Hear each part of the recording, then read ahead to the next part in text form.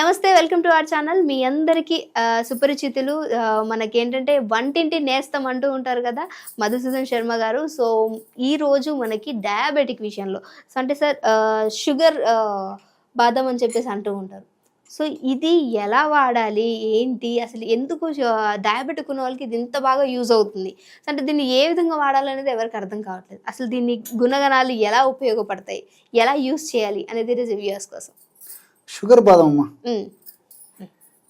So చాలా popular అయిందమ్మా. నిజంగా చాలా మంచి ప్రశ్న అడిగారమ్మా. సో దైనందిన జీవితంలో మా ప్రాక్టీస్ కూడా చాలా మంది షుగర్ బాదం గురించి అడుగుతుంటారమ్మా. ఈ మధ్య కాలంలో ఒక భారతదేశంలోనే కాకుండా ప్రపంచవ్యాప్తంగా కూడా అత్యంత ఇది గుర్తింపు పొందినటువంటి షుగర్ వ్యాధికి సంబంధించినటువంటి నేచురల్ ఔషధాల్లో షుగర్ బాదం ఒకటమ్మా. బాదం అంటే అందరికీ తెలుసు, బాదం పప్పు తింటుంటాము, బాదం పప్పుని ఆహార పదార్థాల్లో వంటకాల తయారీలో వాడుకుంటుంటాము. కానీ షుగర్ బాదం అంటే ఏంటి? షుగర్ వ్యాధిని తగ్గించేటువంటి బాదం అమ్మా. కానీ మనం మామూలు వాడేటువంటి బాదం అయితేమా ఓ చప్ప ఉండగానే ఒక రకమైనటువంటి టేస్ట్ తినదగినటువంటి పద్ధతిలో ఉంటుంది. ఇది ఔషధ ద్రవ్యం కాబట్టి ఇది చేదు ఉంటుందమ్మా, చేదుగా. అందుకే దీన్ని కద్వా బాదం అంటారమ్మా. కద్వా అంటే చేదు. ఎగ్జాక్ట్లీ. బిట్టర్ బాదం అని కూడా అంటుంటారమ్మా. ఇంకోటి ఏంటంటే దీని యొక్క ప్రత్యేకత ఏంటంటే ఇది స్కై ఫ్రూట్ అంటారు. స్కై ఫ్రూట్ చెట్టు. ఓకే, అంటే ఇది ఒక పొడుగు చింతకాయ టైప్ ఉంటుంది, పెద్ద చెట్టమ్మా. సో పెద్ద పెద్ద ఫారెస్ట్ లోనే ఈ చెట్లు ఎక్కువ పెరుగుతుంటాయి. సర్వసాధారణంగా చెట్లు కాయలు కాసిన తర్వాత భూమికి డైరెక్షన్ లో ఉంటాయమ్మా. సో ఈ స్కై ఫ్రూట్ అనేది ఆకాశాన్ని చూస్తుంటుంది, పైకి చూస్తుంటుంది కాబట్టి స్కై ఫ్రూట్ అనేటువంటి పేరుతో పిలుస్తారమ్మా. దీన్ని చెప్పాను కదమ్మా, షుగర్ బాదం అని, కద్వా బాదం అని, అదే విధంగా బిట్టర్ ఆల్మండ్ అని చెప్పేసి ఇట్లా రకరకాల పేర్లు పిలుస్తుంటారమ్మా.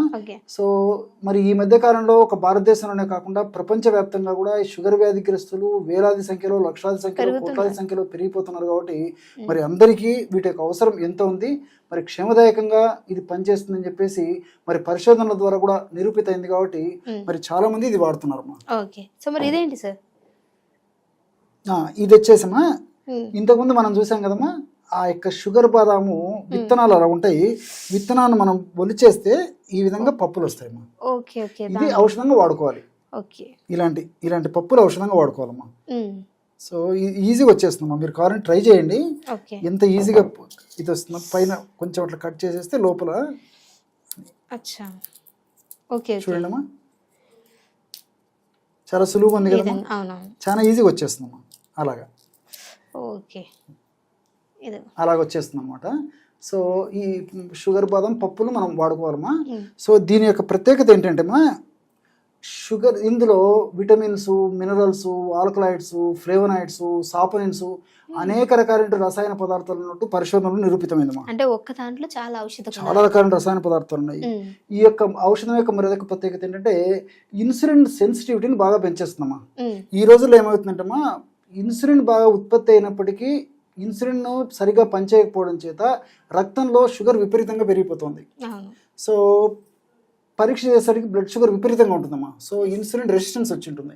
సో ఈ యొక్క ఔషధం ఏం చేస్తుందంటమ్మా, ఇన్సులిన్ సమర్థవంతంగా పనిచేసేందుకు ఈ షుగర్ బాదంలో ఉన్నటువంటి వివిధ రకాల సాపనిన్స్ లాంటి రసాయన పదార్థాలు ఉపయోగపడతాయి. రెండవది ఇన్సులిన్ బాగా ఉత్పత్తి అయ్యేందుకు కూడా ఇది ఉపయోగపడుతుందమ్మా. చెప్తానమ్మా. ఇన్సులిన్ బాగా ఉత్పత్తి అవుతుంది, ఉత్పత్తి అయినటువంటి ఇన్సులిన్ బాగా పనిచేస్తుంది. సో ఇలా మల్టిపుల్ బెనిఫిట్స్ దీనికి ఉంటాయమ్మా. ఇంకొకటి, ఆధునిక కృత్రిమ రసాయన ఔషధాల యొక్క డోస్ బాగా తగ్గించవచ్చు. వాటి యొక్క సైడ్ ఎఫెక్ట్స్ కూడా తీసుకుంటున్న దాన్ని ఇది తగ్గిస్తుంది, సైడ్ ఎఫెక్ట్స్ వాటి యొక్క సైడ్ ఎఫెక్ట్స్ తగ్గిస్తుంది. అదే విధంగా షుగర్ వ్యాధి వల్ల భవిష్యత్తులో వచ్చేటువంటి అనేక రకాలైన కాంప్లికేషన్స్ రాకుండా ఉండేందుకు కూడా ఇది అయిపోతుందమ్మా.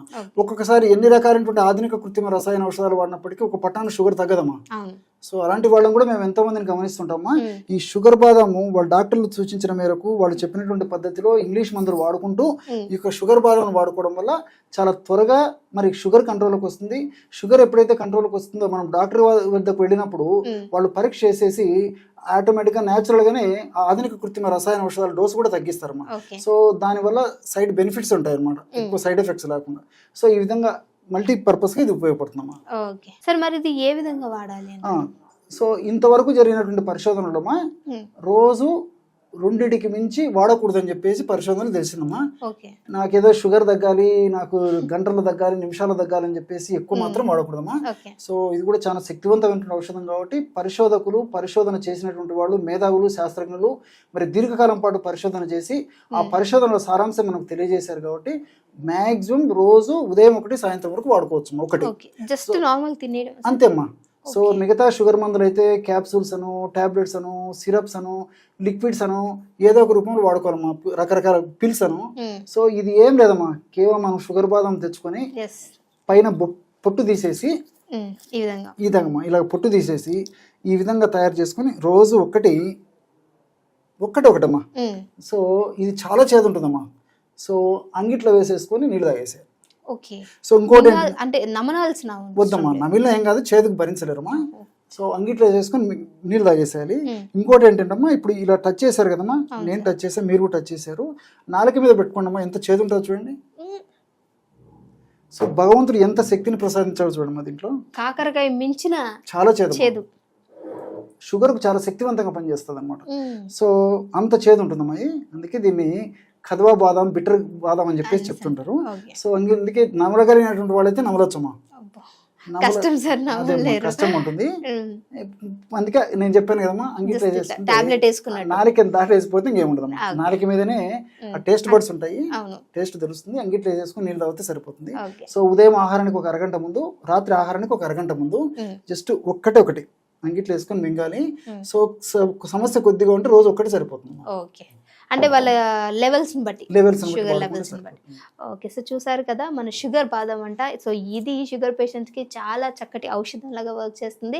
సో మరి ఇది మీకు తెలిస్తే, ఒకవేళ ఈ మెడిసిన్ గురించి తెలిస్తే కూడా కామెంట్ చేయండి. తెలియకపోతే వాడాలి అనుకుంటే డాక్టర్ని సంప్రదించి ఎలా వాడాలి అనేది మేము ఆల్రెడీ చెప్పేశారు సార్. సో దాన్ని తీసుకోండి. ఒకవేళ మీ రిజల్ట్స్ మంచిగా వచ్చినట్లయితే, మీకు సాటిస్ఫైయింగ్ అనిపిస్తే కామెంట్ చేయడం మాత్రం మర్చిపోదు. ఇంకేమైనా వీడియోస్ కావాలంటే కూడా కింద కామెంట్ చేయండి. సో లైవ్లో దాని ఔషధ గుణాలతో పాటు ఎలా తయారు చేసుకోవాలి, ఎలా వాడాలని సార్ చక్కగా వివరిస్తారు. Thank you so much sir, మంచి ఇన్ఫర్మేషన్ ఇచ్చారు. నమస్తే.